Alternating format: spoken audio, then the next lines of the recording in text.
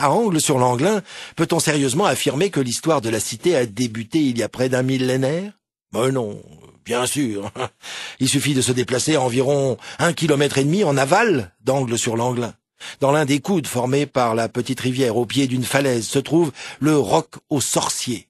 Ce nom étrange, qui rappelle une légende locale évoquant les nombreuses réunions de sorcières au pied des falaises, ça désigne une magnifique fresque datant du Paléolithique, une œuvre extraordinaire, une œuvre considérée aujourd'hui comme unique au monde, une œuvre qui mérite toute notre attention et notre protection.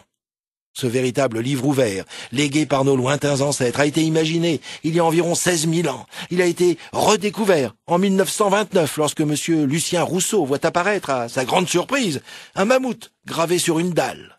Rapidement, des premières fouilles sont entreprises, notamment par deux femmes d'exception, deux préhistoriennes, Suzanne Cassou et Dorothy Garot. Mais alors, que vont donner ces premières fouilles, ces premières recherches? Cette frise de plusieurs mètres de long nous offre de multiples trésors. Des animaux, bien sûr, comme ces bisons, ces chevaux, ces bouquetins qui semblent tous sortir de la pierre comme pour venir nous raconter leur histoire. Et puis il y a ces 3 bustes de femmes dont 2 sont représentés de 3/4 et une de face.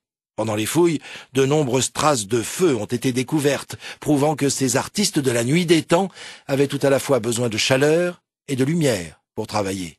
Quant à leurs outils, ils ont utilisé des grattoirs, des burins, des pics en silex, des lames et des éclats. Ce Roc aux Sorciers d'Angles-sur-l'Anglin a été classé monument historique en 1955.